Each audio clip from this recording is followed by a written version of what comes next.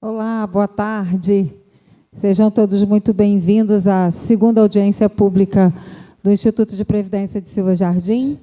Nos desculpando pelo atraso, mas os problemas operacionais, às vezes, chegam na hora que não podem, né? Mas já resolvidos nossas questões aqui, eu quero convidar o Dr. João Luiz Meirelles, nosso consultor da área jurídica, para, por favor, sentar aqui do meu lado direito. E convidar o Vitor Gomes, nosso consultor na área de investimentos, da Crédito e Mercado, para sentar aqui do lado esquerdo. Pedir Marlene e Thaisa para se sentarem aqui na plenária. A Marilúcia não está conosco por problemas de saúde.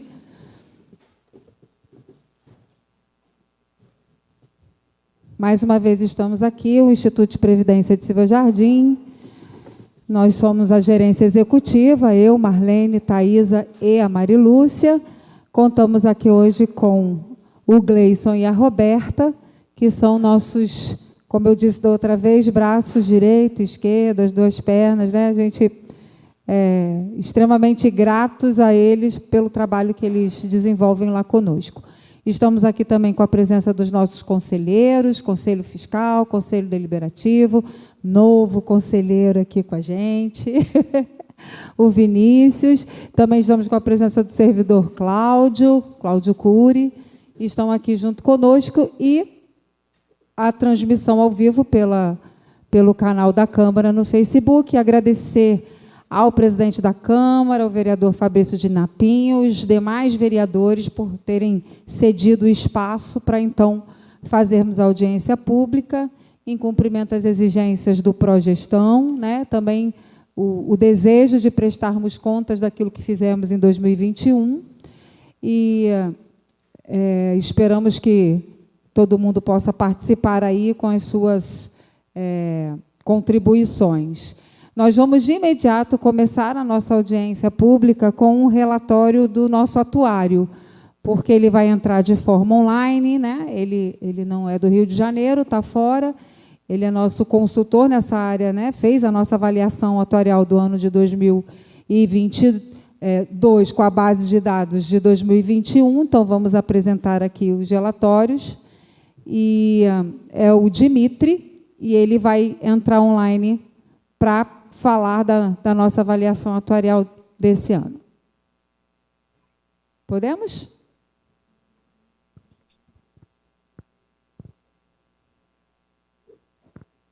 Olá, Dimitri. Seja muito bem-vindo. Para quem não sabe, esse é o nosso atuário desse ano, né? Fez um belíssimo trabalho.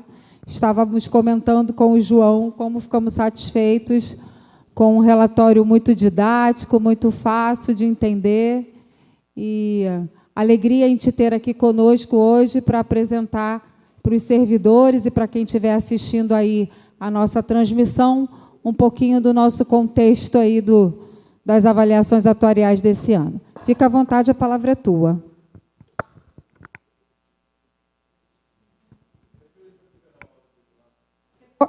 Você pode liberar seu áudio? Está no mudo.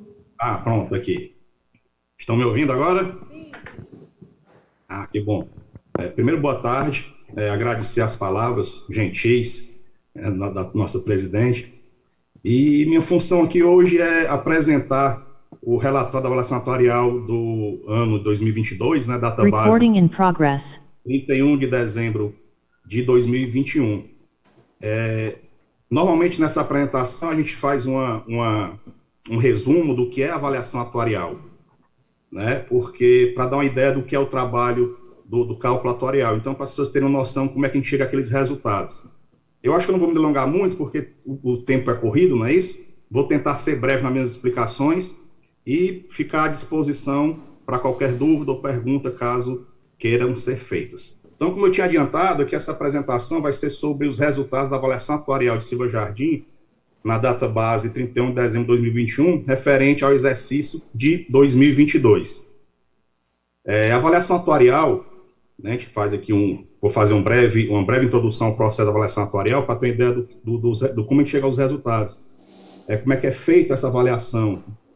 Claro que de uma forma bem breve, para se ter pelo menos a noção do que é o cálculo atuarial, o impacto que ele tem nas decisões. Então, a avaliação atuarial, ela nada mais é do que um documento elaborado pelo atuário, tá certo? Que tem a finalidade de mostrar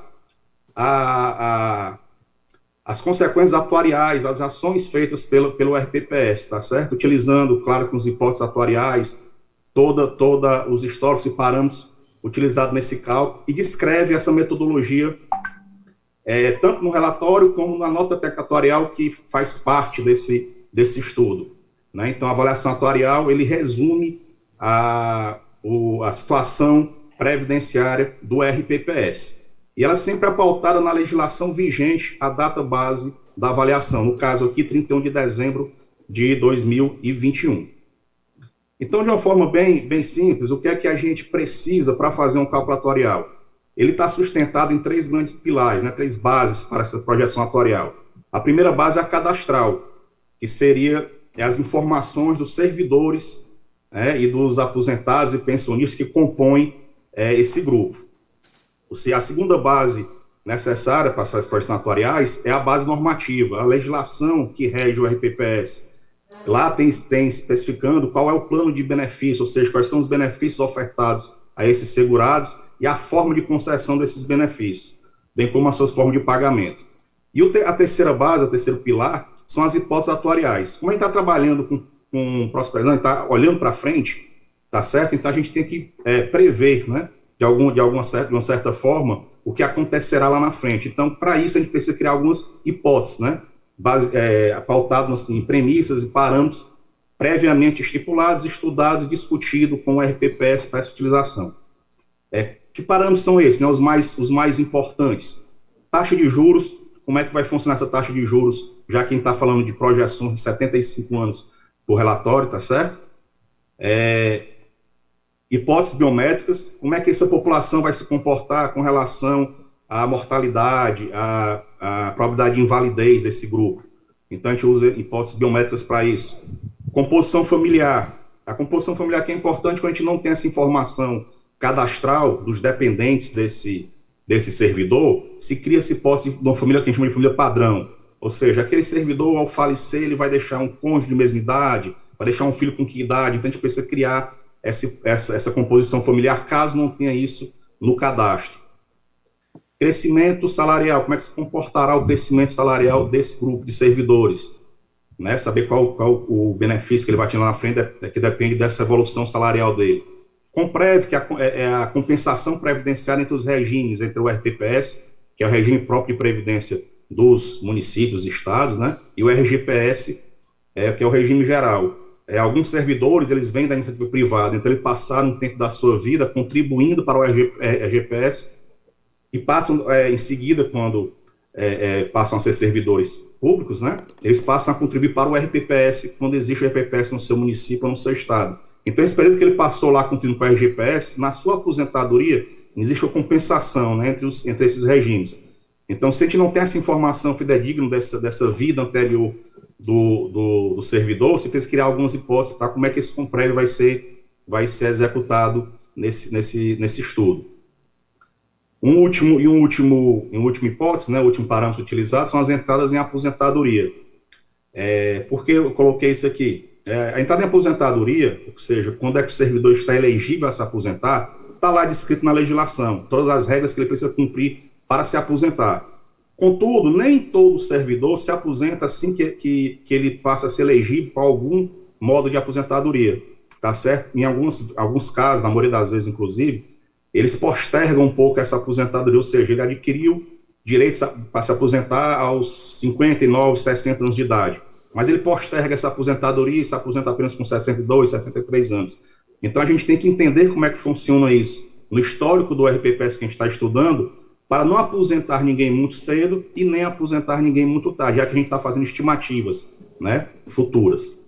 Então, essas são as bases utilizadas para se fazer uma avaliação atuarial. Claro que as hipóteses são as que eu elenquei, as mais importantes, mas existem outras hipóteses que regem, que estão descritas na avaliação atuarial, quem tiver curiosidade e quiser se aprofundar um pouco mais.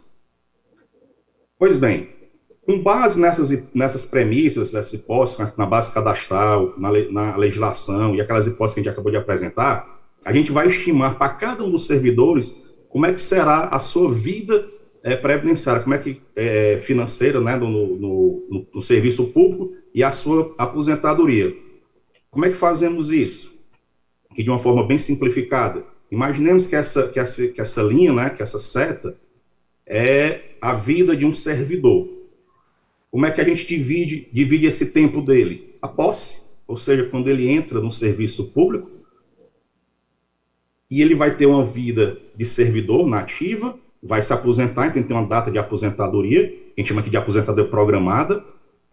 E existe uma data chamada, que em atual a gente chama de W, que seria a idade inalcançável, ou seja, até essa data, esse servidor já havia falecido, quer dizer, seria uma idade inalcançável, que depende da tábua de mortalidade que estamos utilizando.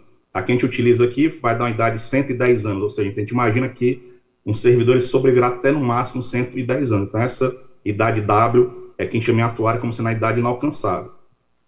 Agora, note que nesse período entre a posse e a aposentadoria, né, a gente vai fazer a avaliação atuarial. Ela vai ser, imaginemos que esse aqui seja um servidor tipo, certo? Então, a gente vai fazer a avaliação atuarial nesse período, ou seja, já decorreu um período de posse até a avaliação atuarial, e então a gente está prevendo quando é que ele vai se aposentar e como é que vai ser essa vida dele pós-aposentadoria. Então, veja, a avaliação atuarial, eu entendo esse período passado, isso aqui é histórico, então são as contribuições que esse servidor já verteu para o RPPS, né, aqui são as contribuições que ele irá verter da data da avaliação até a data da aposentadoria, e o que é que pode acontecer nesse período? Ele pode falecer nesse período antes de se aposentar.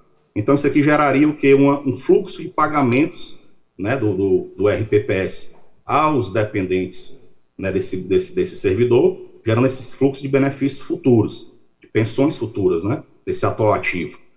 Mas ele pode chegar, assim, à data de aposentadoria e vai perceber esses benefícios. Mas nesse períodozinho aqui da aposentadoria, ele também pode chegar a falecer e vai deixar aqui um grupo familiar recebendo benefícios. Então, isso aqui seria mais ou menos a dinâmica dessa vida desse servidor. E o que é que a gente faz na avaliação atuarial? Mais uma vez, de modo bem simplificado. É trazer todos esses fluxos a valor presente, ou seja, o que eu já contribuí, né, o servidor já contribuiu, então ele já gerou aqui já um patrimônio, tá certo? Ele já comprou esse patrimônio, está lá nos cofres da RPPS. Ele vai gerar novos recursos com essas contribuições que ele vai verter no futuro, e vamos trazer todos esses dispêndios aqui que o RPPS vai ter para com esse servidor com pagamento de benefício. Então, a avaliação atuarial, a gente vai o quê? A gente vai confrontar esses fluxos. Então, o que são esses fluxos? Que a gente chama de provisão matemática. É nada menos do que o valor presente desses benefícios futuros, todos esses vetores de benefícios, menos o vetor das contribuições futuras. Então, isso aqui eu tenho minha provisão matemática, ou reserva matemática. Ou seja, o que é que eu preciso ainda ter para bancar esses meus benefícios, né? E a situação atuarial, que seria o resultado atuarial desse estudo, ele é simplesmente o patrimônio que eu já tenho acumulado, menos essa minha provisão matemática. Ok? E aqui que está o detalhe do resultado atuarial. Existem 3 situações distintas que podem acontecer. Quer dizer, esse resultado aqui ele pode ser apresentado de 3 formas. A primeira seria um equilíbrio. Imaginemos que a avaliação atuarial é uma balança, tá certo? Então a gente está aqui medindo despesas e receitas.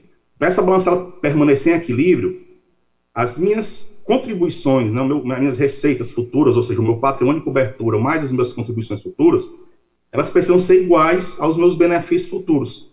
Então, teria aqui uma situação de equilíbrio. O meu patrimônio de cobertura ele vai ser igual às minhas provisões matemáticas. O que é que eu estou dizendo com isso? O que eu tenho acumulado com o que eu ainda vou acumular de receitas são suficientes para bancar os benefícios que eu prometi serem pagos no futuro. Então, eu tenho o meu equilíbrio atuarial. Uma outra situação possível, a gente chama de superávit. Mais uma vez, eu preciso deixar essa balança equilibrada. Se as minhas contribuições futuras, somadas ao meu patrimônio já percebido, se eles forem maiores do que meus benefícios futuros, ou seja, eu tenho mais dinheiro do que o necessário para pagar meus benefícios futuros, eu vou ter que gerar uma conta aqui para equilibrar essa balança chamada de superávit.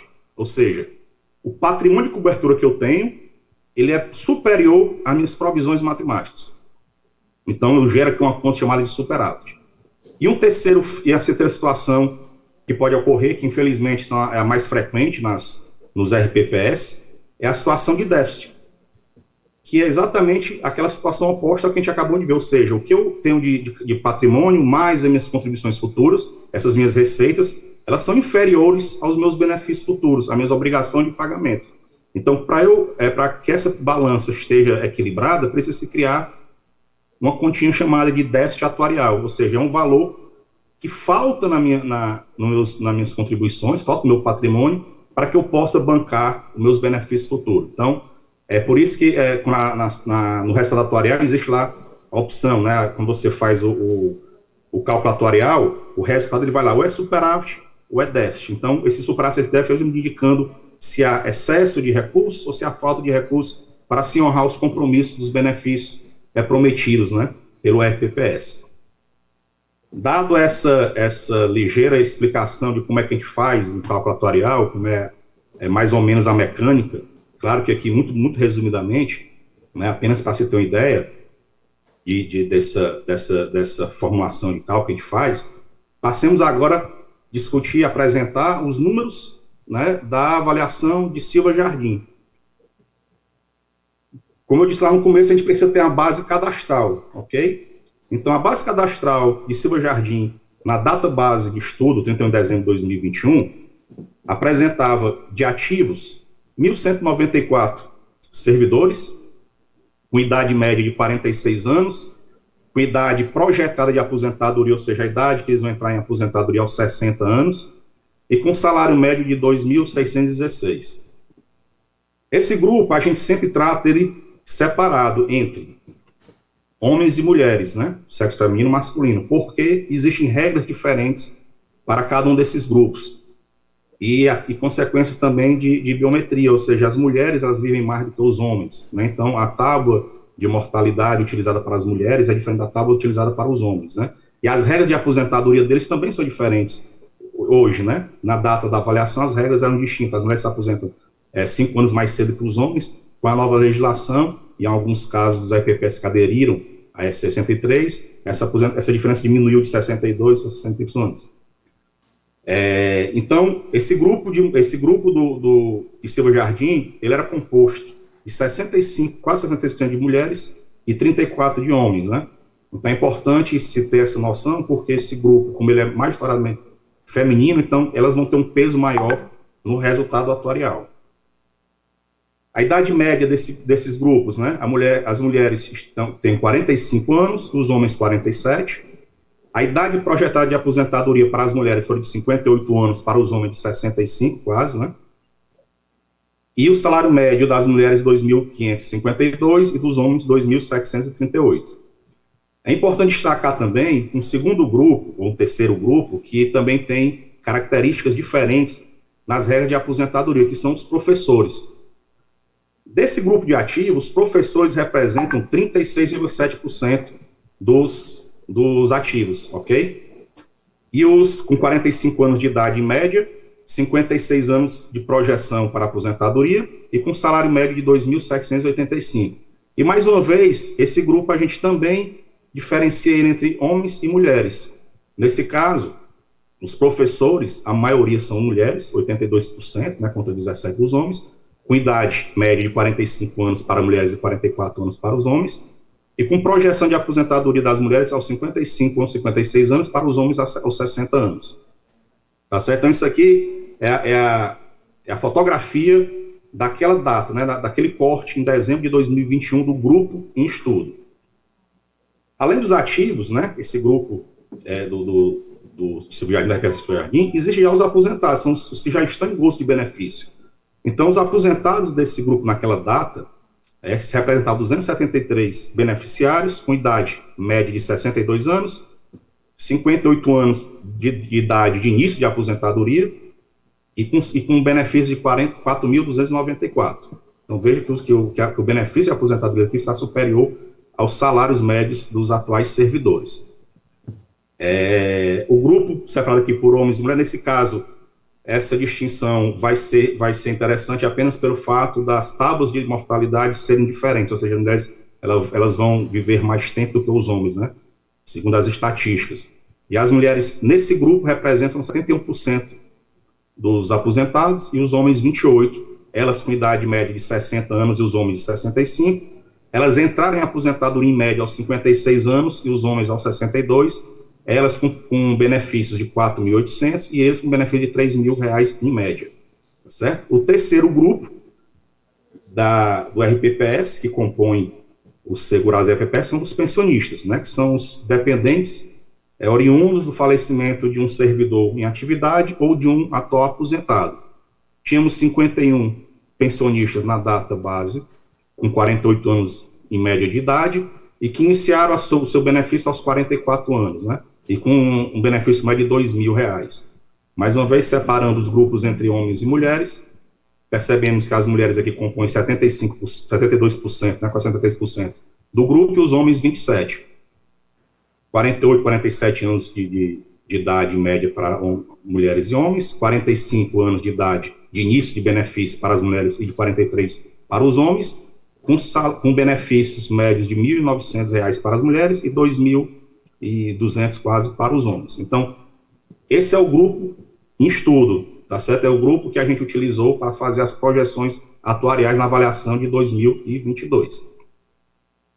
Aqui essa tabelinha é simplesmente para trazer um comparativo entre o grupo na data base do exercício anterior, ou seja, dezembro de 2020, o exercício 2021, da avaliação dessa data base, com a data base da última avaliação atuarial, que é dezembro de 2021. Tá certo? Então, observamos que a população de ativos, ela teve uma redução de 52 indivíduos. Essa redução de ativos, ela se dá ou por aposentadoria ou por falecimento desse servidor. Então, ele se aposentando, passaria o servidor desse grupo para o grupo de aposentados. Ele falecendo, se dependente tiver, aumentaria aqui no grupo de pensionistas. A folha salarial de contribuição dos servidores ativos, ela teve um aumento de 5% entre uma data base e outra de estudo. Já os aposentados, eles passaram de 233 para 272, aumentaram 40 para aposentados aqui, oriundo em grande parte dos ativos. Esse número aqui, às vezes, ele tem duas forças aqui para crescer. A primeira é a aposentadoria do servidor. Ao se aposentar, gera-se, né, o servidor ao se aposentar, gera um aposentado aqui nesse grupo. Sai um desse grupo, entra um nesse grupo.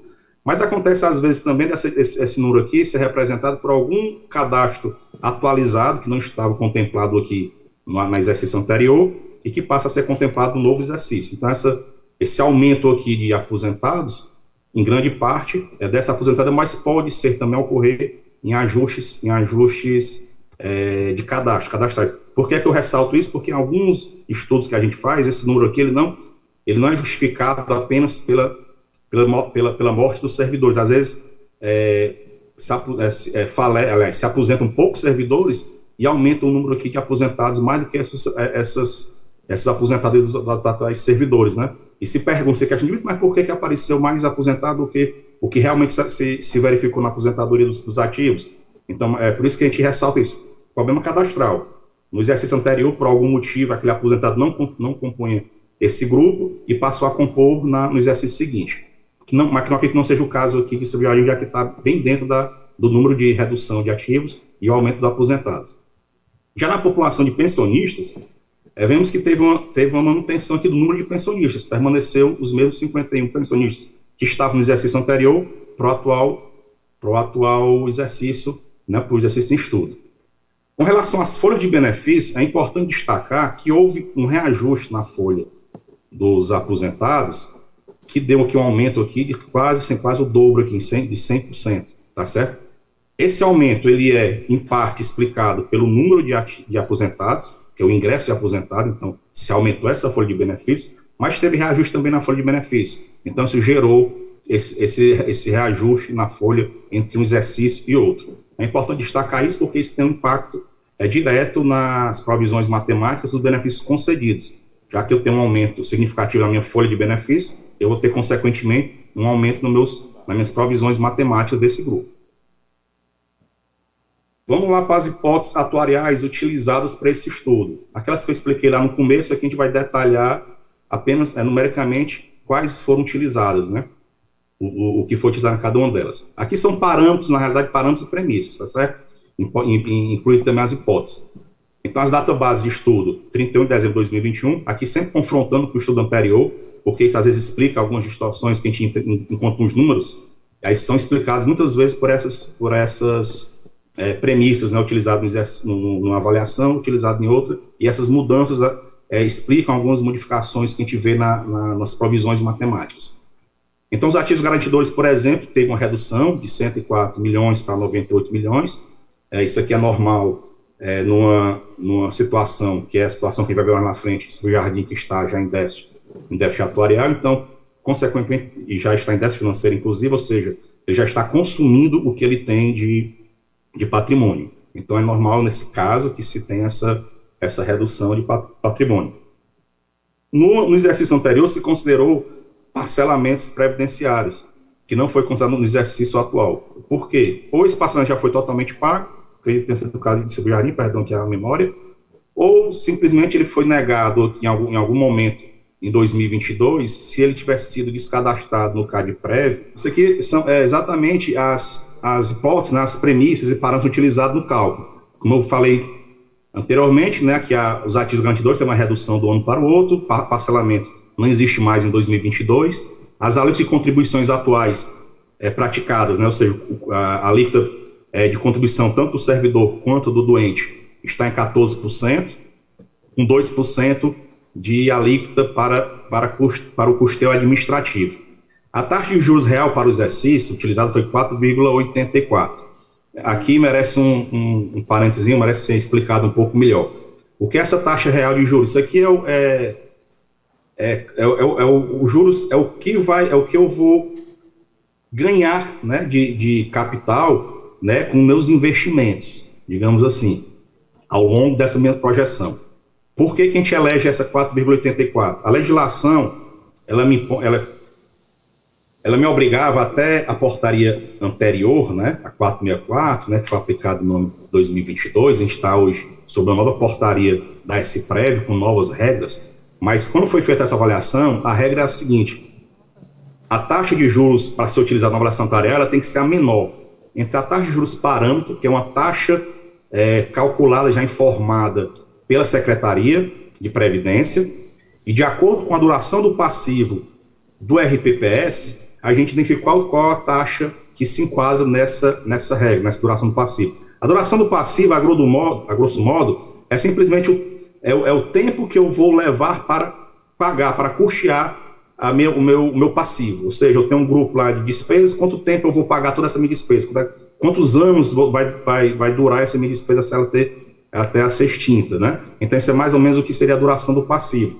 Com essa duração do passivo, que é dada em anos, né? Sei lá, 15 anos, 17 anos, 20 anos, eu vou lá na tabela que a SPREV gera todo ano, verifico naquela duração do passivo de tantos anos, qual a taxa de juros referente a essa duração do passivo. Então, eu pego essa taxa de juros. E vou lá na política de investimento do RPPS, que é feita também todo ano em novembro.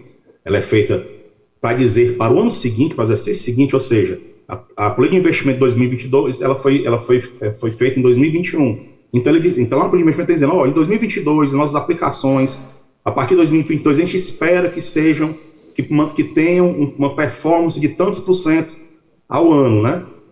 Então, eu comparo essas duas taxas. A menor delas, eu tenho que utilizar na minha avaliação atuarial. No caso aqui, o Jardim ficou em 4,84. Tá certo? Note que ela diminuiu de um ano para o outro, e a tendência dessa taxa, ela é diminuindo durante os anos, nos próximos anos, mas ela vai se manter a partir de agora com a redução menor, né? Não vai ser mais esses saltos tão grandes. E a partir de 2023, essa regra ela muda um pouco. Ele não fala mais na política de investimento, ou seja, eu vou ter que pegar a taxa de juros parâmetro, que ela vai me identificar, da mesma forma que eu peguei no passado, só que agora eu vou olhar para os rendimentos dos últimos 5 anos da carteira da carteira de aplicações, carteira financeira do RPPS. Para cada ano que a carteira performou acima do que ela tinha se proposto a performar, ou seja, já disse que ela ela identificou que ela que naquele determinado ano ela ia ter um rendimento de 5%. Se ela rendeu isso acima da inflação, tá certo? Se ela rendeu 5.000%, eu vou poder utilizar esse ano como uma melhoria na minha taxa de juros parâmetro. Então, vou poder aumentar a minha taxa de parâmetros em 1,5 ponto a cada ano que eu consiga bater a meta estabelecida na minha política de investimento. Então, a partir de 2023 vai ser uma nova regra. Aqui é só para explicar por que a gente elege essa taxa de juros. E só para dar uma outra informação, existe hoje já alguns RPPS que já trabalham com essa taxa aqui de 4%, alguns até um pouco abaixo disso, porque é mais fatídico, né? Hoje em dia você ter esse retorno em torno de 4,5%, é o que se está vendo no mercado de retorno mais reais, tá certo? Que antigamente se colocava 6% de retorno anual e a gente sabe que não consegue chegar a esse retorno no longo prazo. Projeção do crescimento real de salários, isso aqui é uma taxa mínima estabelecida pela própria legislação, então você tem que pelo menos ter 1% de crescimento da folha salarial. O plano de amortização utilizado, ou seja, existe hoje uma legislação em Silva Jardim que estabelece como é que ele vai pagar o déficit atuarial que existe. Então, a gente tem que usar o que está na legislação, tá certo? Então, a avaliação atuarial, quando a gente identifica que existe um déficit atuarial, a gente sugere alguns modelos de financiamento desse déficit atuarial. E ele tem que ser colocado em lei para poder valer no exercício seguinte a contar na avaliação atuarial. Então, quando eu faço a avaliação atuarial, eu tenho que utilizar o que já está previsto em lei. No caso aqui ainda é a lei de 2010. Com prévio a receber de benefício concedido e benefício a conceder, como a gente não tinha informações cadastrais que eu pudesse utilizar para prever isso, a gente então utiliza os valores permitidos pela legislação, ou seja, eu posso considerar que 8% dos valores dos benefícios que vão ser pagos, que eu estou estimando que vão ser pagos no futuro, eu posso estimar que 8% deles eu receberei em forma de comprévio na tarefa dessa caixa de compensação entre os regimes. Então, a legislação me permite isso. Esse valor aqui ele vai reduzido até chegar ao máximo 5% nos próximos anos. Também a legislação que especifica esses valores. Composição familiar. Caso eu não identifique que exista um dependente para aquele servidor aposentado, eu vou considerar que, ao falecer, ele terá um cônjuge de mesma idade. E pode entrar no mercado de trabalho, ou seja, qual o primeiro vínculo que esse servidor teve no mercado de trabalho. Mais uma vez, quando a gente não tem essa informação cadastral do primeiro vínculo empregatício do servidor, então a gente utiliza uma hipótese que também está na legislação, né, taxada pela própria legislação, então tem que usar o que está lá, que são 25 anos, ou seja, se um servidor iniciou a sua carreira aos 30 anos, eu vou supor que aos 25 anos ele teve o primeiro emprego dele, então ele tem 5 anos de contribuições para o regime geral antes de se vincular ao regime próprio. E esses 5 anos contam para tempo de aposentadoria. Então, por isso que é importante essa hipótese e como é importante ter essa informação real. Hipótese parental em aposentadoria, que eu comentei lá atrás. A gente olha para o passado, analisem como que os aposentados atuais, que idade média eles se aposentavam, e criamos uma postergação para que os futuros se aposentem mais ou menos naquela mesma idade, para a gente nem aposentar as pessoas muito cedo e destoar do que está na realidade observada, e também não aposentar muito tarde, porque isso causa uma distorção no resultado atuarial. Aposentando muito cedo, eu estou aumentando as minhas obrigações, tá certo? Aumentando muito tarde, eu estaria também reduzindo as minhas obrigações artificialmente. Então, a gente tenta manter essa lógica, essa lógica com observação do passado. Isso lá na avaliação atuarial, inclusive, a gente até mostra um gráficozinho interpretando justamente essa visão. E a tábua de mortalidade e entrada em validez, como eu comentei lá atrás também, né, que a gente utiliza a IBGE, a mais recente, também uma determinação legal, e a Álvaro Vindas, que aqui é uma tábua que identifica a probabilidade de um servidor nativa se invalidar, né, passar a ser um aposentado por invalidez. Mas essas duas tábuas são as indicadas na legislação vigente. Pois bem, com aquela base cadastral, com essas hipóteses, nós chegamos ao resultado da avaliação atuarial, que acho que a informação mais importante. Todos esses valores aqui são valores altos, mas são valores presentes, ou seja, é todo o meu fluxo de pagamento futuro, até a extinção do último servidor. Então, estou olhando aqui uma projeção que passa em 75 anos, tá certo? Porque eu vou olhar até o último segurado estar vivo, né? Então, eu trago todos esses valores a valores presentes na data da base 31 de dezembro de 2021, a uma taxa de juros de 4,84. Então, meus ativos garantidores já estão em valor presente, claro, né? Que é o que eu tenho hoje de patrimônio. Provisão de matemática dos benefícios concedidos, ou seja, aquela minha folha de aposentados e pensionistas, quanto é que eu estou projetando que eu vou pagar de benefício e quanto é que eu vou receber de receita e de Comprev. E me dá uma provisão matemática de 205 milhões. Benefícios, provisão matemática dos benefícios a conceder, aqui é para o grupo de ativos, então estou estimando as aposentadorias, como é que eles vão se aposentar e como é que eles vão receber essas aposentadorias, tá certo? E as suas pensões, claro, e as contribuições que ele vai verter durante o tempo que ele ainda estiver como ativo. Está me dando aqui uma provisão matemática de quase 235 milhões. E cobertura de insuficiências financeiras, o que é isso aqui? Isso aqui é aquele plano de amortização que eu tenho, ou seja, quais são as contribuições extraordinárias que vão ser pagas pelo ente, né, de acordo com a legislação que tem lá, e se tivesse aqui, entraria mais numa contazinha aqui, seriam os parcelamentos para se existisse, né? No caso aqui está zerado. Então, o que é o meu resultado atuarial? É simplesmente o que eu tenho de patrimônio, menos as minhas provisões matemáticas, mais a minha provisão para cobertura de insuficiência. O que me dá aqui um déficit atuarial de 329 milhões. Tá certo? Mas o déficit que eu preciso amortizar, de fato, é esse valor menos o que eu tenho aqui estimado de que eu vou receber extra do ente, né? Extra que eu falo porque isso aqui é além da contribuição normal que ele paga, tá certo? Então, o déficit que eu tenho que amortizar, o déficit hoje, que Silva Jardim precisa enfrentar, são esses 342 milhões. Então, isso aqui é uma conta, é um valor alto, um valor que é complicado a gente, não é facilmente se chegar a uma solução, mas existem. Tá certo? Então, aqui se precisa se debruçar aqui a prefeitura, o RPPS, as secretarias, né, atuais aqui, a gente ajudando o pessoal de investimento para poder se sanar esse déficit. Aqui é simplesmente um fluxo dessas aplicações, é um fluxo atuarial, tá certo? Desses pagamentos, essas receitas e despesas. Então, percebemos aqui que estamos já em déficit financeiro. Isso aqui são as projeções atuariais. Isso aqui são os fluxos de receitas que a gente está projetando, os de despesas previdenciárias, ou seja, aqui são as receitas com contribuição, o pagamento dos parcelamentos existissem, né, das contribuições extraordinárias. Aqui são as despesas, ou seja, os benefícios pagos. E aqui é o resultado previdenciário, simplesmente um menos o outro. Ou seja, a gente percebe que aqui o resultado previdenciário é negativo porque as minhas receitas estão menores que as minhas despesas. Então, eu gero já um resultado previdenciário negativo. Então, financeiramente, eu já não tenho dinheiro para bancar as minhas despesas. Mas eu possuo um patrimônio. E eu estou consumindo esse patrimônio, ao passo que em 2031 eu não terei mais patrimônio para bancar essa minha diferença entre receitas e despesas. E passaria a partir daqui estar em déficit econômico, tá certo? Pronto.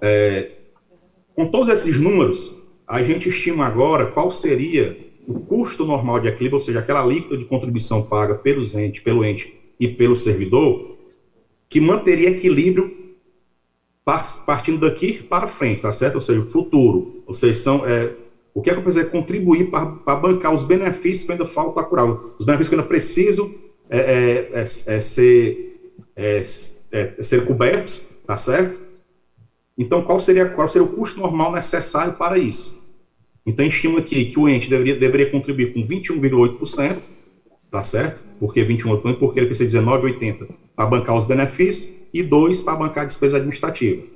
E com 14% continuaria os atuais servidores, os ativos e aposentados, né? Pagando 14%. Lembrando que os inativos, né, os aposentados e pensionistas, eles pagam 14% apenas na parcela que ultrapassa o teto da RGPS. Então, o custo normal sugerido aqui total seria de 35,8%. Né? 21,80% para o ente e 14% para os segurados. Mas isso não vai, esse custo normal, ele vai frear o aumento do meu déficit, mas ele não serve para amortizar o meu déficit. Para isso, eu preciso criar um plano de equacionamento do déficit, tá certo?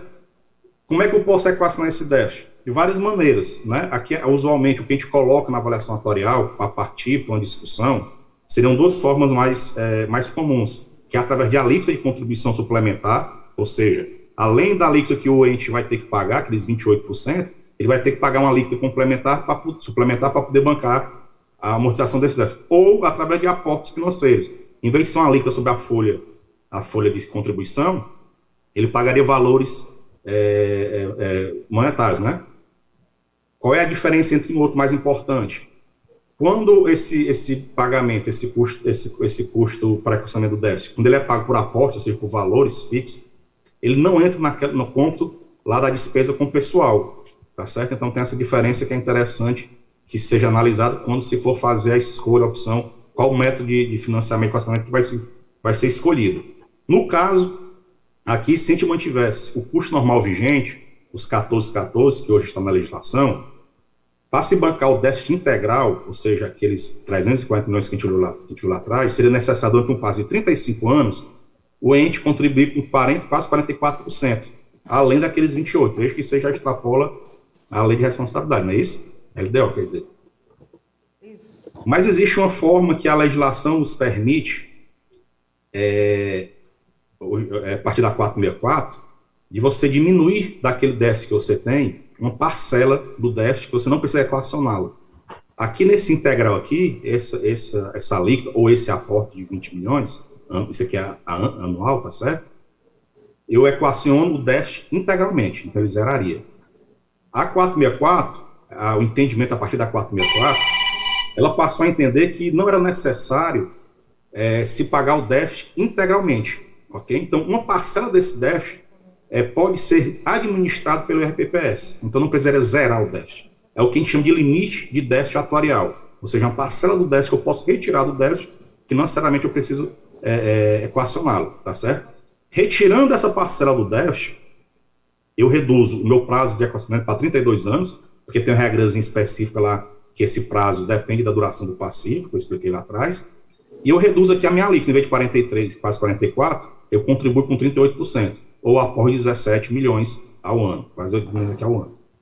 Se eu for para um outro cenário, ou seja, um cenário onde eu vou implementar aquele custo normal sugerido, esses prazos permanecem os mesmos, isso não muda, assim como o valor do déficit a ser equacionado não muda, mas vai mudar o quanto eu tenho que pagar. Por quê? Porque o meu déficit, isso não mudava aqui o integral e o LDA, tá certo? Mas o montante vai diminuir, porque entenda que eu estou contribuindo com mais, eu estou contribuindo com um percentual maior, o ente, eu estou freando o aumento desse meu déficit futuro, tá certo? Então tem uma redução quando eu faço essa projeção, pegar valor presente, então eu tenho um déficit menor, vou ter uma alíquota menor para equacioná-lo, ou um aporte menor. Assim como o LDA também vou ter um déficit menor, então eu vou ter aqui uma alíquota menor e um aporte menor para equacionar.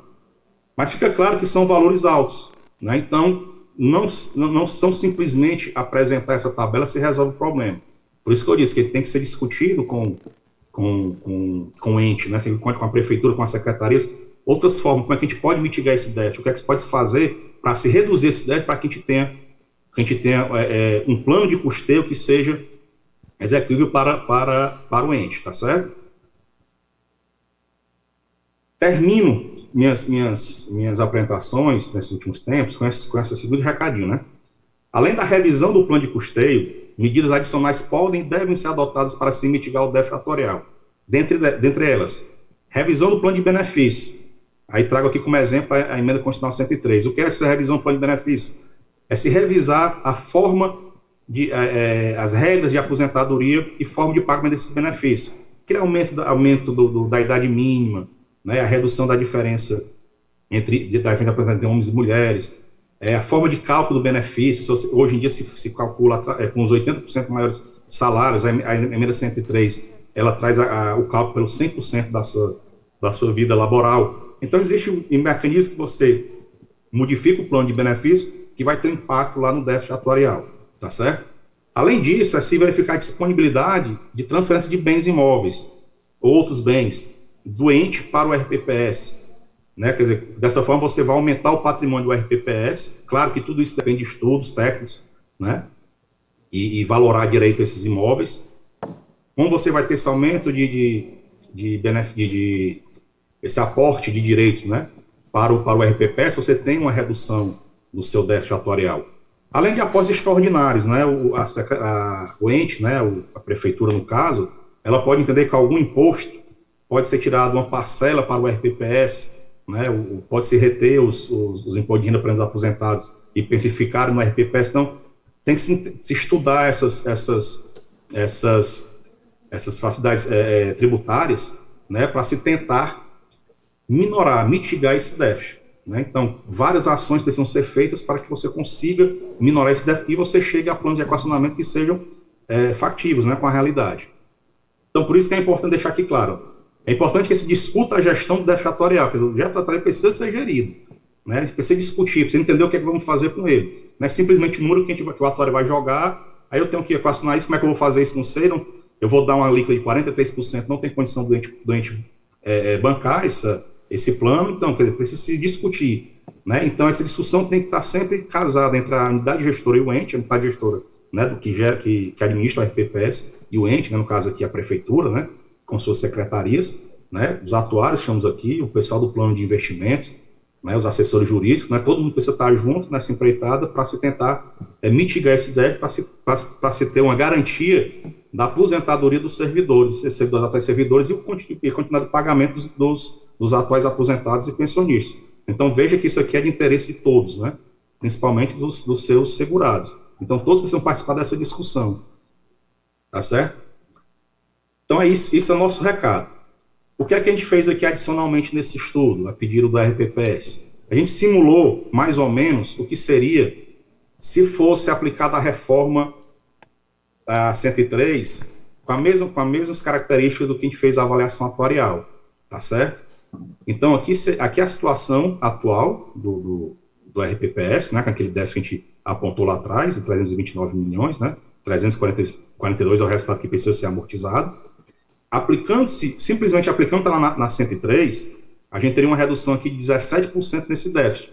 Ele passa de 342 para 283. Tudo isso tem implicação no plano de custeio, né, tanto do custo normal como do custo suplementar, e cria um certo fôlego para se trabalhar essa mitigação desse déficit e esse pagamento desse déficit atuarial, tá certo?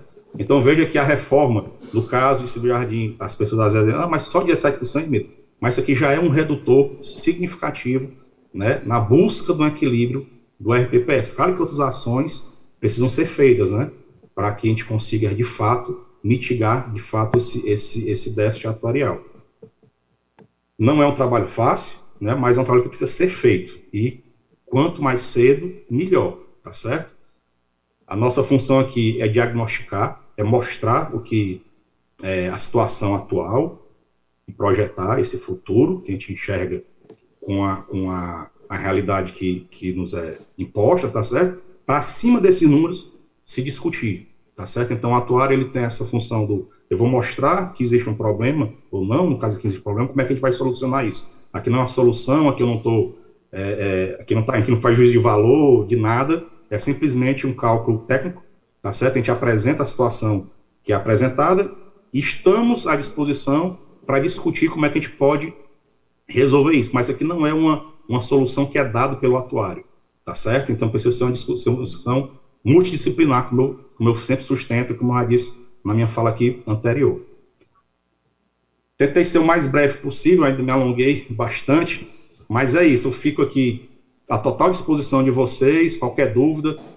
O pessoal do RPPS tem meu contato, se precisarem falar comigo ou esclarecer algum ponto que ficou um pouco aí nebuloso, digamos assim, né? Mas eu estou aqui para ajudá-los nessa tentativa de entendimento do funcionamento da avaliação atuarial, tá certo? No seu resultado. Agradeço a atenção e desculpe aí a delonga. Nós é que agradecemos, Dimitri, a didática apresentação, né? Porque, como eu disse no início, não é fácil entender. Eu estou aqui de frente para o Vini, a gente vem conversando sobre isso, né, Vini? via telefone. Nós já temos uma reunião pré-agendada para tratar da maneira como vamos resolver o déficit. Né? A gente tem o secretário de Fazenda da cidade, que é o presidente do Conselho Deliberativo, então isso também nos ajuda, porque ele tem entendimento de como a coisa funciona, né? Junto com os demais conselheiros. E o Vinícius, que está aqui, também já está com a avaliação atuarial já há algum tempo, para a gente poder sentar e discutir a melhor maneira e apresentar para o Poder Executivo o que a gente entende ser melhor para o município nessa árdua tarefa de equacionar déficit atuarial. Nós já fizemos a reforma, né? Nós temos a Lei 161, que contemplou regras assemelhadas a 103, e aí sim reduziu os 17,8% a partir da implementação das novas regras de concessão de benefícios aqui no município. Então, Dimitri, nós agradecemos, muito obrigada de verdade, e vamos nos falando conforme a necessidade. Um abração, tudo de bom aí. Eu que agradeço a paciência, boa tarde a todos e boa reunião. Boa tarde, obrigada. Quando a gente vê um valor tão alto, né, 270 milhões já com a reforma feita, a gente realmente se assusta, mas o histórico não é de agora, né? A gente fala em déficit atuarial, precisamos deixar claro, não é dívida, não é rombo, não é nada disso. O déficit, ele é a partir de toda essa explicação que o Dimitri deu, né? Mas eu gosto de falar isso porque a gente, às vezes, escuta umas coisas quando a gente anda por aí, né? De que, tem uma dívida de 270 milhões. Não é isso, gente. É uma projeção para 75 anos e, por exigência legal, a gente precisa equacionar isso. Nós já temos uma alíquota suplementar, que é paga pelo Executivo, né, pela parte patronal, de 2,07%, que foi um déficit equacionado lá em 2010. Só que, de 2010 até agora, isso não resolveu mais, e a gente teve uma série de motivos para isso, né? Inclusive o fato da gente ter ficado um bom tempo sem o ingresso de novos servidores, certo, João? O ingresso de novos servidores é um ato que ajuda a diminuir o déficit atuarial. Tivemos agora, né? O ano de 2022 foi um ano com muitos ingressos de novos servidores. Então, a gente imagina que isso vai ajudar no equacionamento do déficit. Outra coisa, nós estamos com um parcelamento, né? E o parcelamento começou agora, em agosto desse ano. Nós estávamos desde julho de 2017 até agosto de 2021 com patronal atrasada. Agora, desde outubro de 2021, né, do mês de setembro para frente, nós não tivemos mais atraso na patronal. A prefeita Mayra tem pago rigorosamente em dia, né?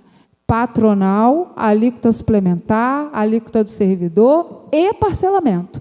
Foi quitado o parcelamento anterior e iniciou-se o pagamento do novo parcelamento. Estamos em dia com as contas.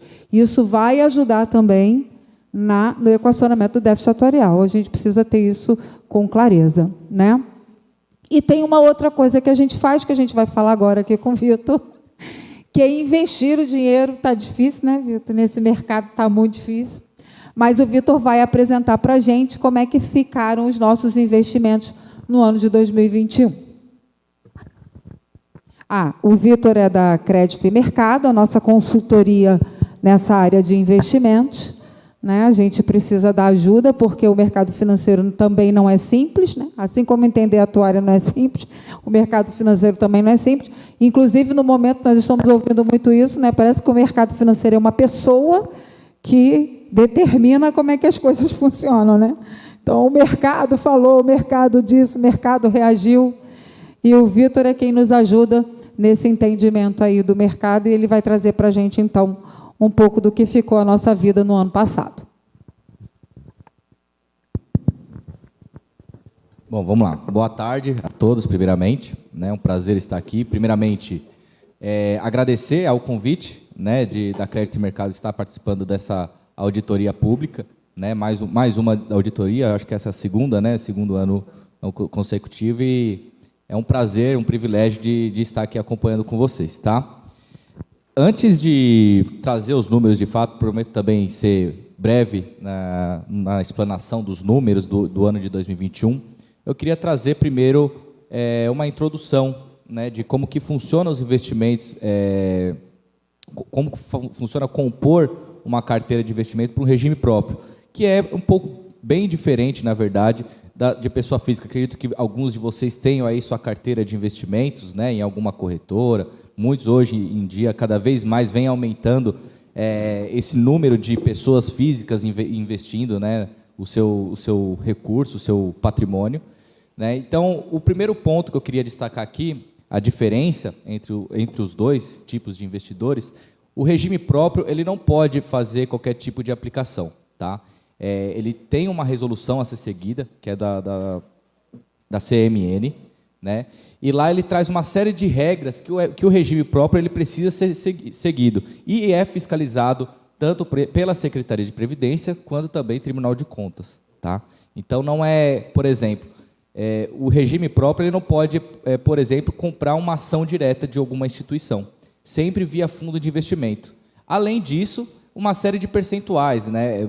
O regime próprio hoje, por obrigação, ele tem que ter pelo menos 60% do seu portfólio em renda fixa, onde você empresta dinheiro para alguém e essa pessoa te remunera com uma taxa de juros. Então, por obrigação, por teoricamente ser um ativo de menor risco, vocês têm a obrigação de ter pelo menos 60% do portfólio de vocês, entre outras regras que a resolução permite, tá? E, além disso, claro, trazer o objetivo da gestão desses recursos, é importante dizer, né? Alguns falam, mas então o regime ele tem que correr um risco para ter um retorno muito alto. Na verdade, não é esse o objetivo, né? De acordo até mesmo com o cálculo atuarial que foi desenhado, trazendo o passivo do regime próprio, a gente vai calcular o risco necessário para que a gente faça uma gestão desses recursos de longo prazo. Que o objetivo, de fato, é que, através desses recursos, sejam pagos todas as aposentadorias, todos os segurados do regime próprio. Tá? Então, o objetivo não é ser a carteira mais conservadora e também não ser a mais agressiva a ponto de correr um risco maior do que o necessário de acordo com o passivo atuarial de vocês. Tá? Então, só para fazer essa introdução, que é diferente um pouquinho da pessoa física ou institucionalmente falando também. Tá?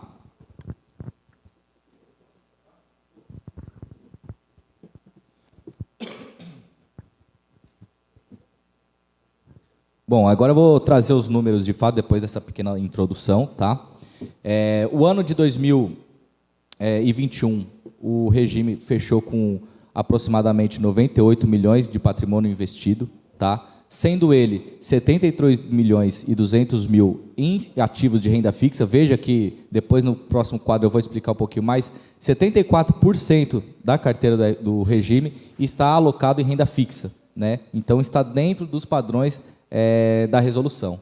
E 25,5% está no segmento de renda variável, algo em torno de 25 milhões do patrimônio de vocês. Então, finalizando o ano de 2021 com um patrimônio de 98.397.000 reais. Tá? Essa é a finalização do ano de 2021. Hoje já ultrapassamos a barreira dos 105 milhões. Né? Na verdade, nós tínhamos ali um horizonte de tempo de 2 a 3 anos, já mais ou menos esse patamar de 104 milhões. Hoje, no mês de outubro, já estamos em patamares acima dos 100 milhões.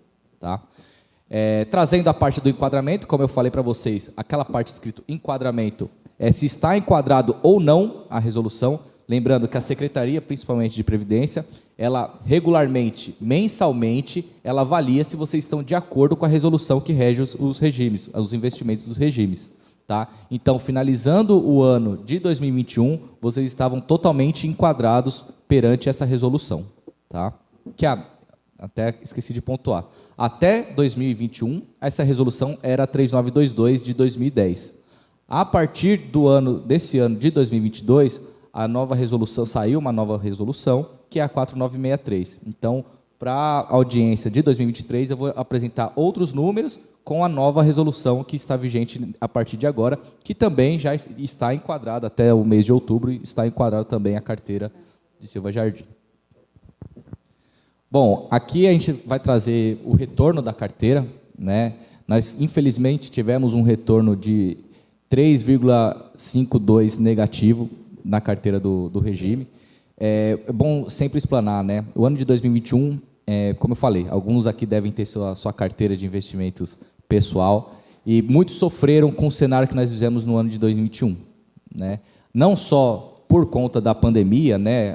A questão das pessoas não poderem trabalhar, terem que ficar em casa, e a economia ter dado uma travada, e não só em 2020, mas também em 2021, nós tivemos alguns cenários complicados, né? Aceleração da inflação, aumentos gradativos de taxa de juros, lembrando que a taxa Selic se iniciou no ano de 2021 a 2%, a sua mínima histórica, e chegamos ao final quase na casa dos 10%. Então, uma elevação muito forte na taxa de juros, até mesmo o segmento de renda fixa, que são os ativos de menor risco, vamos dizer assim, eles sofrem muito, né? E como vocês são macroalocadores nesse segmento, vocês acabaram sofrendo muito. Além também de crise no quadro fiscal que nós tivemos no ano de 2021, uma briga política também que nós tivemos ali no meio de 2021. Então, tudo isso, todos os segmentos, tanto o segmento de renda fixa, o segmento de renda variável, eles tiveram grandes oscilações no ano de 2021. E eu posso dizer com clareza, hoje a Crédito atende mais de 500 regimes próprios pelo Brasil e fazem já 2 anos que ninguém consegue bater sua meta de rentabilidade. Tá? Exatamente pela crise, iniciado pela crise do coronavírus. Tá? Mas tudo isso acarretou economicamente, a máquina econômica ela acabou travando bastante nesses últimos 2 anos e a carteira de vocês, com certeza, sofreu bastante, como a maioria dos institutos no Brasil. Tá? Então, a carteira, o retorno da carteira deu em 3,5% negativo, contra uma meta de rentabilidade de 16,62%. Veja que a gente ficou bem distante da meta estipulada para o ano de 2021, até porque, como eu falei, né, em 2021, nós tivemos aí uma aceleração muito forte da inflação e a meta de rentabilidade de vocês é exatamente uma inflação somada a uma taxa de juros. Então, quando a gente tem uma aceleração da inflação muito alta, isso impacta diretamente na meta de rentabilidade de vocês, onde a gente superou a marca de 16% no ano e fica praticamente inviável chegar a essa meta de rentabilidade. Tá? Então, trazendo aí a nível Brasil, há 2 anos ninguém consegue chegar perto dessa meta. Eu acredito que esse ano de 22, pelo menos alguns, vamos conseguir, através de uma diversificação, como eu mostrei no slide anterior, de 25% em renda variável e trazendo uma mitigação maior de risco, quem tiver uma carteira bem diversificada, como é o caso de Silva Jardim, através de gestão, através de buscar oportunidade em diversas instituições financeiras, que é o caso de vocês, né? Vocês acabam, no longo prazo, conseguindo voltar a conseguir bater essa meta. Como é o caso de 2022, eu acredito que chegarão bem próximo a isso. Tá? Bem diferente dos outros últimos 2 anos.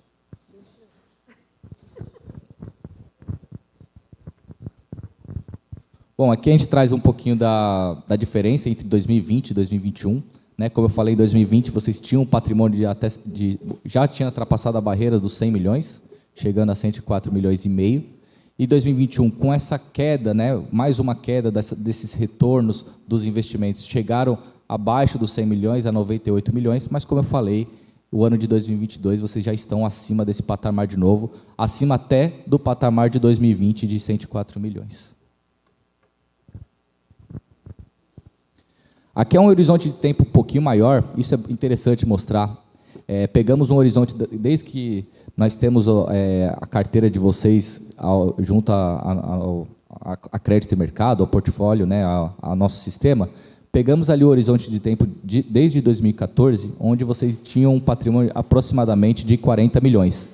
E veja que essa curva ela sempre foi ascendente até 2020, né, quando começou a pandemia. Então, o patrimônio de vocês, de 2014 até 2020, ele só veio a crescer, né, justamente por conta de uma gestão que busca mitigar risco, busca novos investimentos, novas oportunidades, está sempre movimentando a carteira em prol dos investimentos, em prol do longo prazo, dos investimentos de longo prazo de vocês. Então, até 2020, com essa diversificação, vocês chegaram aí a patamares acima de 100 milhões. Claro, a partir de 2020, com o cenário que nós vivemos, nós tivemos aí uma linha bem bem mais inconstante do que era antes, né? Mas a possibilidade, já com uma retomada da atividade econômica para os próximos anos, é que volte a crescer como vinha até 2020 o patrimônio de vocês.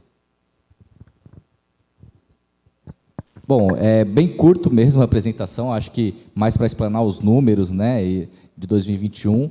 E agradeço aí a oportunidade e estou aberto a perguntas se alguém quiser questionar alguma coisa, tá bom? Obrigado. Vitor, você falou que dos mais de 500 clientes que vocês têm, a grande maioria não tem batido meta atuarial e a grande maioria também ficou negativo ano passado, né? Com certeza. 60% desses 500 ficaram na linha do negativo de retorno no ano de 2021. Lembrando que, em função da resolução e das limitações que nós temos para os investimentos, a gente não pode ficar especulando, não pode ficar tirando e colocando daqui, dali, né, mandando para lá. A gente tem alguns fundos estruturados, temos fundos de ações, temos a grande maioria na renda fixa, e todos esses investimentos eles passam pelo crivo do Comitê de Investimentos e do Conselho Deliberativo e da consultoria. A gente não apresenta, em hipótese alguma, um fundo de investimento para o conselho sem antes a consultoria dizer assim, ó, esse fundo é legal, esse fundo está ok, pode investir, né? Eles nunca dizem investe aqui ou investe ali, mas sugerimos, então, que caso vocês queiram, né, se aporte tanto, se tire de tanto, se coloque tanto.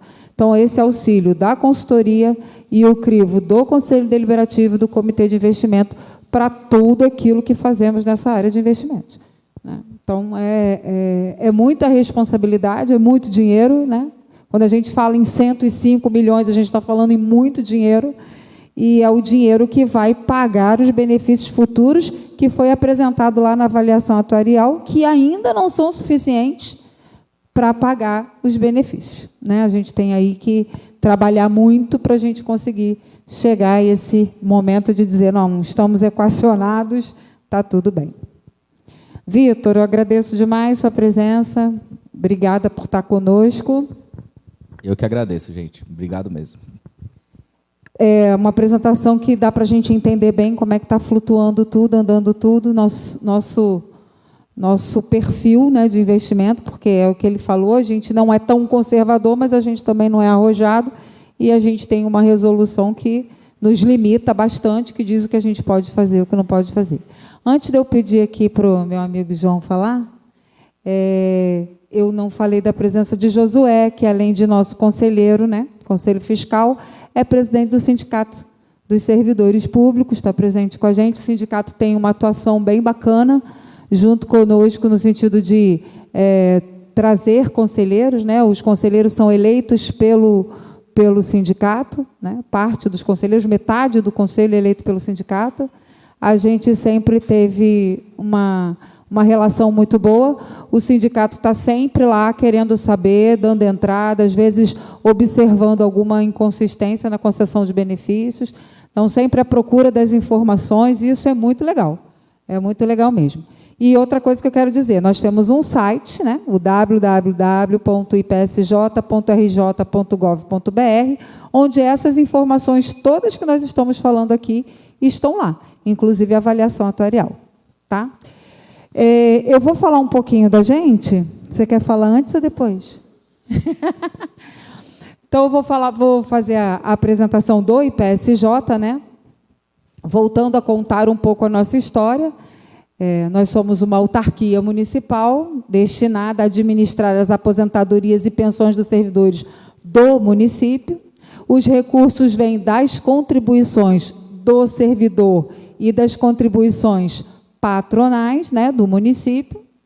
Essa contribuição é obrigatória. Então, lá no contra-cheque, quando vem escrito IPSJ, esse valor é transferido para a conta do IPSJ, que vão para esses investimentos que o Vitor acabou de falar. E também a parte patronal, que é repassada, que além dos 14% parte patronal, existe a alíquota suplementar de 2,07. Pode passar. Quem são os patrocinadores do IPSJ? a Prefeitura Municipal, a Câmara Municipal e o IPSJ, né? A própria autarquia é patrocinadora porque nós somos servidores de carreira, né? Nós somos hoje 8, né? Porque a Fernanda começou ontem, eu vou falar dela daqui a pouco. Nós somos 8 servidores, 7 efetivos. Apenas a nossa assessoria jurídica é comissionada. O resto somos todos servidores de carreira, então somos contribuintes para o regime próprio, né? E nos aposentaremos por lá. Marlene já está até se despedindo aí. A gente tem como finalidade arrecadar, assegurar e administrar os recursos financeiros e outros ativos para custear os proventos de aposentadoria, pensões e outros benefícios concedidos e a conceder a servidores públicos municipais e a seus dependentes, né? Isso precisa ficar bem claro, né? Que é os nossos dependentes também. No ano de 2002, contando um pouquinho da história, né, do Instituto de Previdência. Na verdade, em 1993 foi criado o FUNSEG. Em 1998, o FUNSEG foi extinto e devolvido o dinheiro para o servidor, né? E em 2002 foi criado então o FUNPREV, que era o Fundo de Previdência. Esse fundo ele era atrelado ao Executivo e ele voltou a partir de... O fundo foi criado em 29 de novembro de 2002. Ou seja, vamos fazer 20 anos agora enquanto caráter contributivo, né? E em 2002 foi criado para, a partir de janeiro de 2003, ele ter o caráter contributivo. Então, a nossa arrecadação na contribuição, tanto patronal quanto servidor, só se iniciou em 2003. E aí foi criada uma carência de 10 anos para que todas as aposentadorias desses 10 anos fossem pagas pelo Tesouro Municipal e depois desses 10 anos, os novos seriam pagos pelas contribuições que foram sendo guardadas durante esses 10 anos. Por isso que a gente tem grupo 1 e grupo 2. O grupo 1, todo mundo que se aposentou até dezembro de 2012, recebe pelo Tesouro Municipal com repasses, aportes que são feitos mensalmente para o pagamento dessas folhas. E o grupo 2, todo mundo que se aposentou de janeiro de 2013 para cá, são pagos com os recursos do IPSJ, que são esse acúmulo de dinheiro que a gente foi fazendo durante 10 anos. Pode passar. A administração do IPSJ é feita pela gerência executiva, como eu disse, sou eu, Marlene, Taísa e Marilúcia. Eu sou a presidente, Marlene é gerente financeiro, Taísa gerente administrativo e Marilúcia gerente de benefícios e seguridade, que não está presente por problemas de saúde.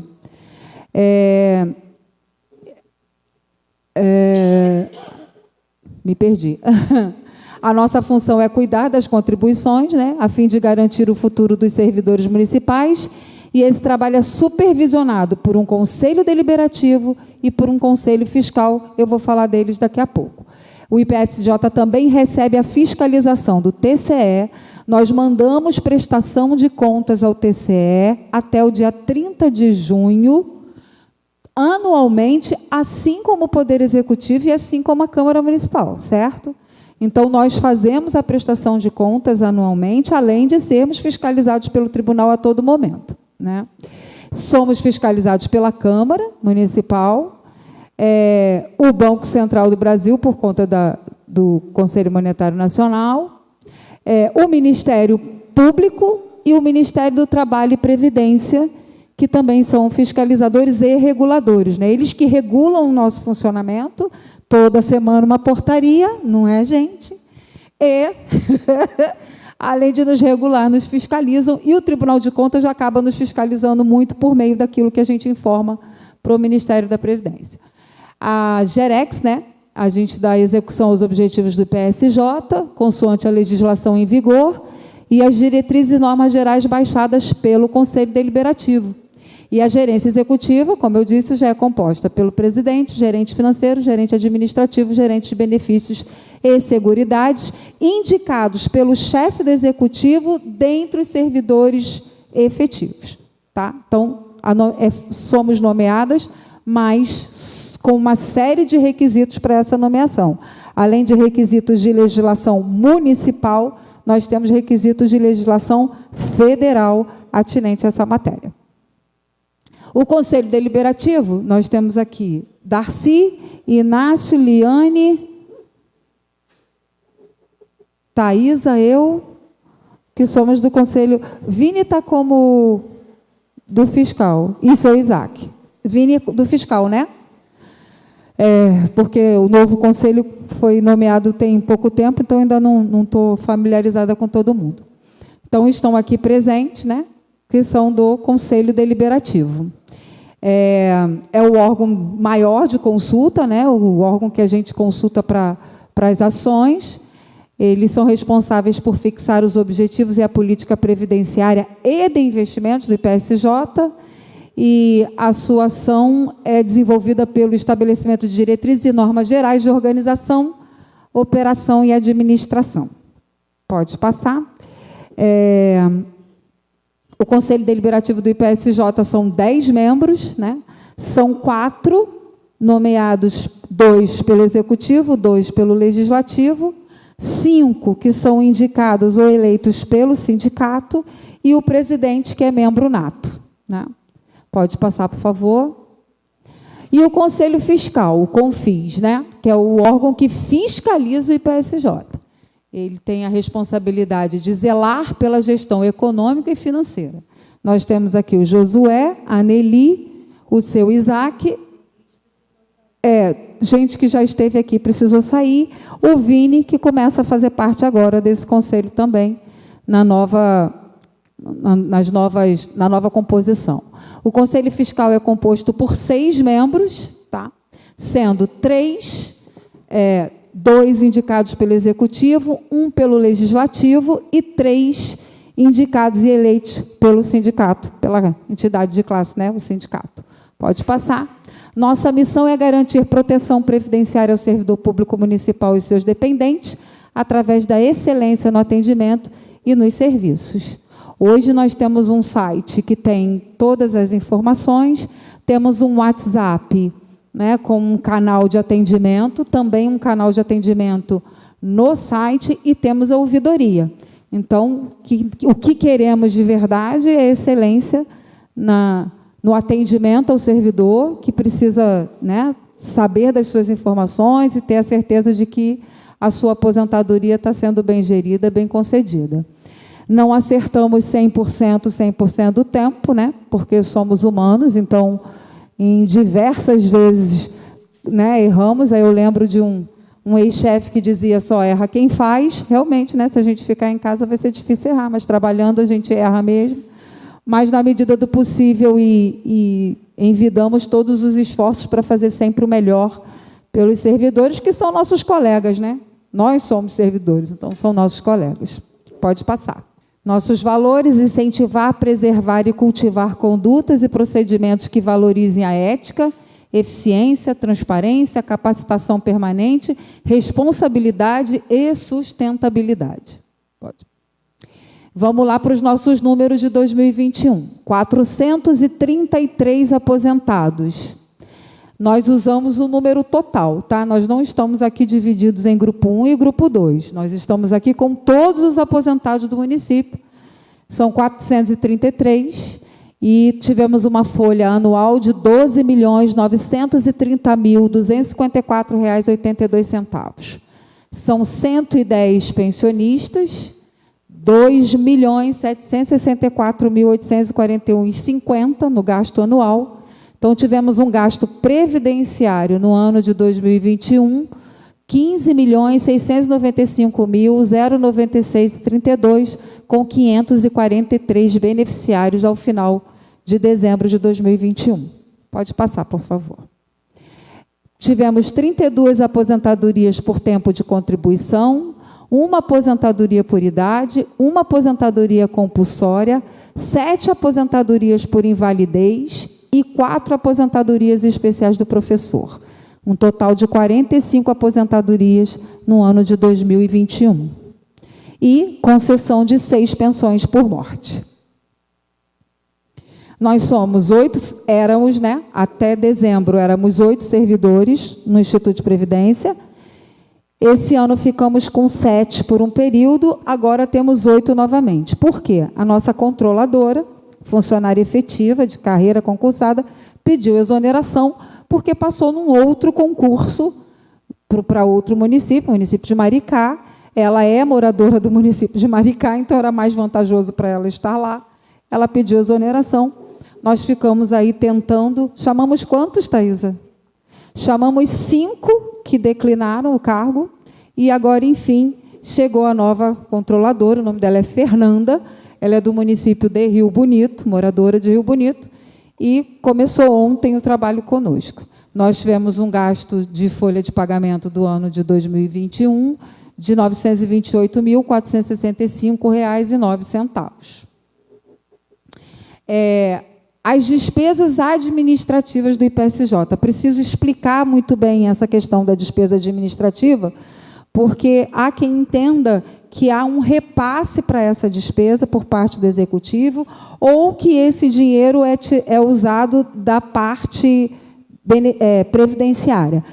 A legislação é muito rígida a respeito disso. Nós não podemos usar dinheiro de previdência para administração, mas nós temos uma cota de uso anual, que corresponde a 2% das folhas de pagamento dos servidores efetivos do ano anterior. Então, nós somamos a folha da Prefeitura, a folha da Câmara, a folha do Instituto, a folha dos aposentados e pensionistas, dá um montante, calculamos 2%. Esses 2% a gente diz que perdi a palavra. Eles são descontados, né? Gente, por que eu não lembro a palavra?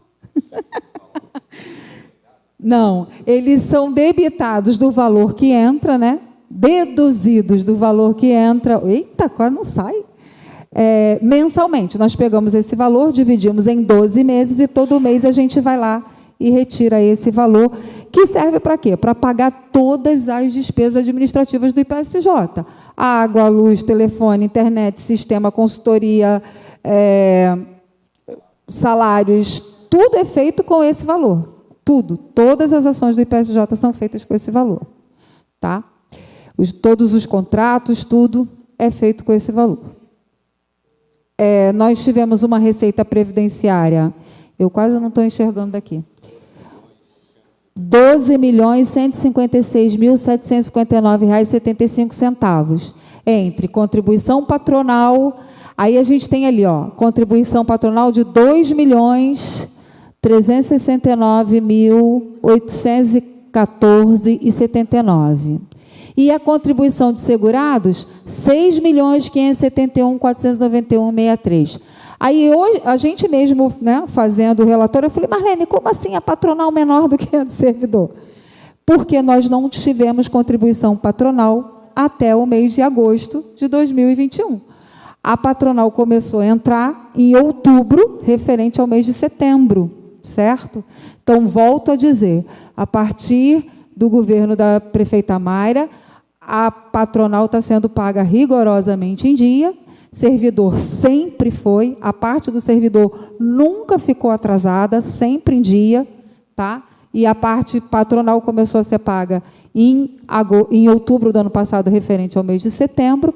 O Comprev, que é o Sistema de Compensação Previdenciária, é uma luta eterna, porque o INSS recusa todos os processos, porque se uma vírgula estiver fora do lugar, eles dizem que está errado, então não é fácil, a gente está nessa luta há muitos anos.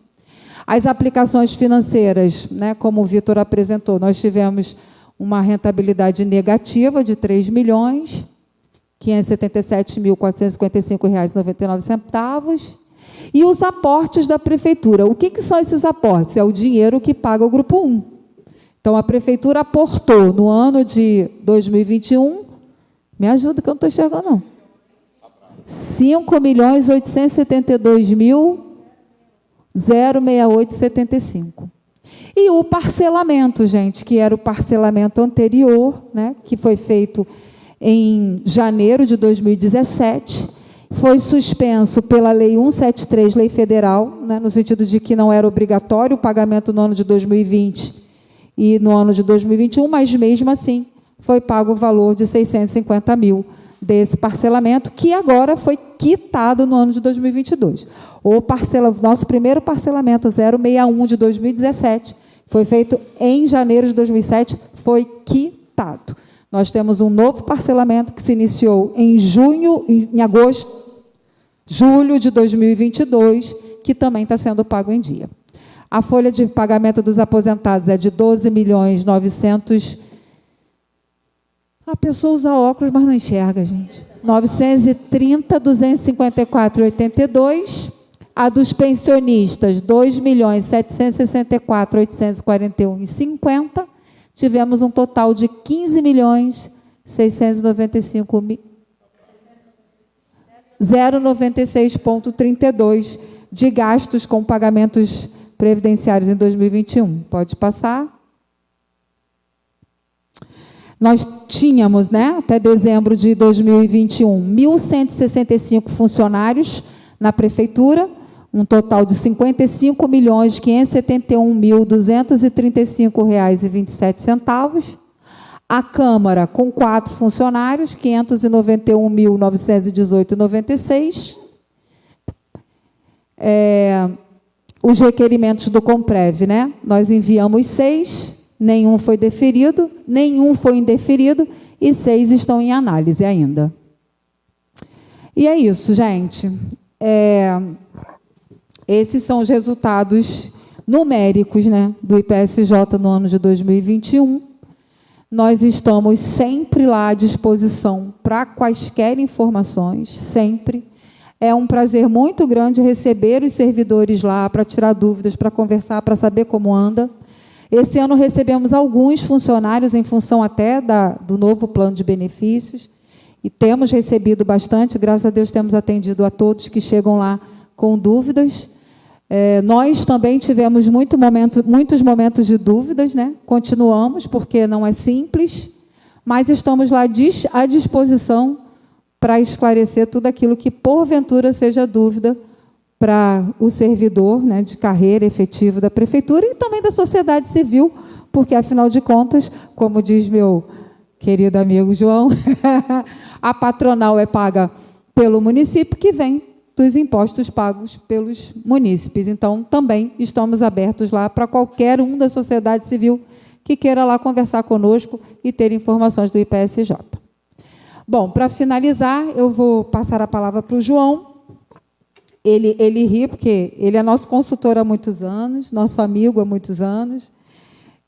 Eu brinco sempre, porque a primeira palestra que eu ouvi de Previdência foi com o João, eu sei até a data, dia 16 de março de 2006.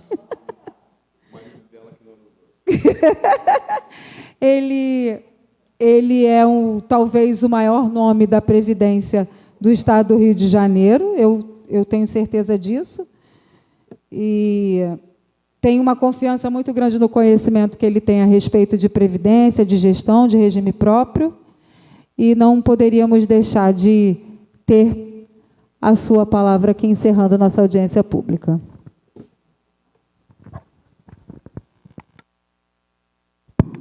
Ele tem voz de trovão, tá, gente? Boa tarde. Depois disso tudo, só agradecer, tchau, acabou, fechou. Não, rapidinho, obrigado aí pelas palavras.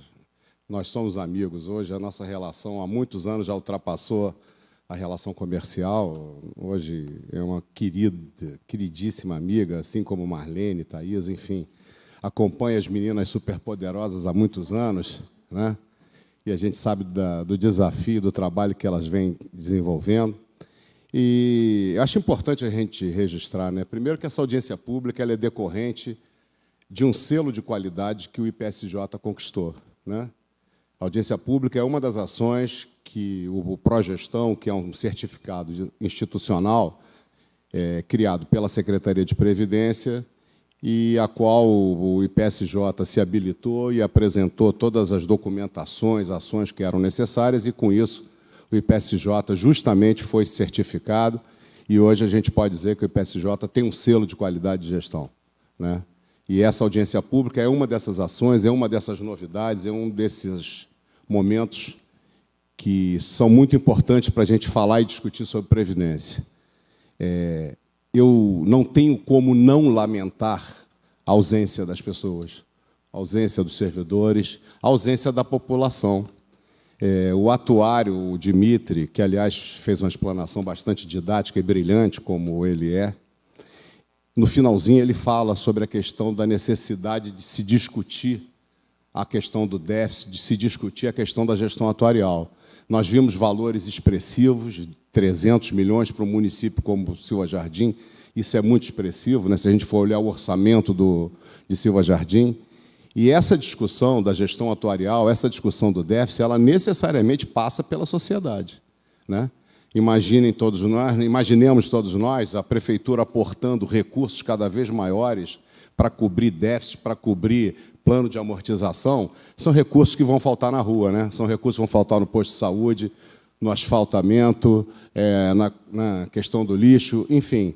A presença da sociedade é fundamental. E eu sei que esse é um desejo da Rose, da diretoria do IPSJ, de debater isso de forma muito ampla. A finalidade dessa audiência é essa, né?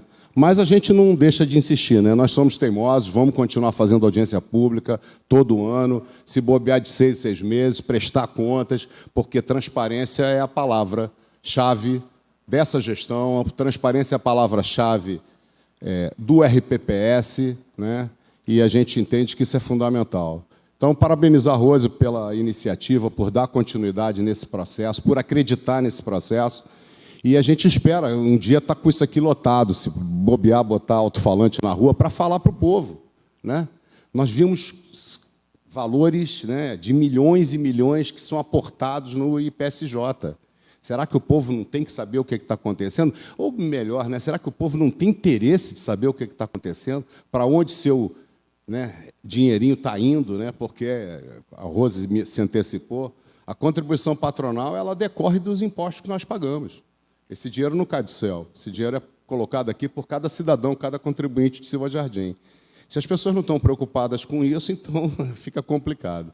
Mas eu só queria falar isso, parabéns, vamos continuar, né? Eu acredito muito nesse processo, acredito muito nessa gestão, né, na participação, na transparência que isso você vem dando. E comigo você conta sempre, né, para tudo. Inclusive, se tiver que fechar a porta um dia, eu vou estar aqui para fechar junto, tá? Brincadeira, tá, gente? Obrigado. Gente, volto a dizer, né, nós estamos lá de portas abertas para receber qualquer cidadão, qualquer servidor que queira informar, que queira entender o funcionamento do IPSJ. Às vezes a gente ouve muita coisa, mas as pessoas poucos são os que nos procuram para saber como realmente funciona, o que é autarquia, né? Quando começa a se falar de reforma da Previdência, há um boom muito grande. Nós temos, né, as duas previdências obrigatórias no Brasil, que é a do servidor, que somos nós, e a do trabalhador, que é o INSS, né, o Regime Geral de Previdência Social, que tem a sua autarquia, INSS, que toma conta do dinheiro do trabalhador. E no município de Silva Jardim, nós temos o IPSJ, que é a autarquia, que toma conta do dinheiro do servidor para se aposentar. Então, estamos lá à disposição para quaisquer informações. A apresentação, né, a audiência pública fica gravadinha, o Pedro vai nos ajudar com isso, com a edição, para a gente botar lá, né, Pedro? E aí, quem quiser acessar no nosso portal, vai estar lá, o ipsj.rj.gov.br, além das demais informações que nós temos, né? Todo mês nós publicamos balancete, publicamos os resultados dos investimentos, publicamos as atas dos conselhos, tudo isso está no nosso site, é só entrar lá que também terão as informações. Os extratos das licitações, tudo aquilo que fazemos, ok? Mais uma vez, agradecer a todo mundo que está aqui, agradecer João, Vitor, Dimitri, que esteve conosco, agradecer a nossa equipe, hoje aqui com Gleison e Roberta, né? A vereadora André, muito obrigada, chegou agora, mas muito obrigada por estar conosco, eu vi que você ficou online na apresentação, obrigada por essa participação, meus conselheiros queridos, parceiros também de trabalho que estão aqui conosco, mais uma vez agradecer ao vereador Fabrício de Napinho, a toda a Câmara por ter nos cedido o espaço, Pessoal aí da técnica, Robson, todo mundo, Pedro, muito obrigada aí pela ajuda. E assim encerramos nossa segunda audiência pública.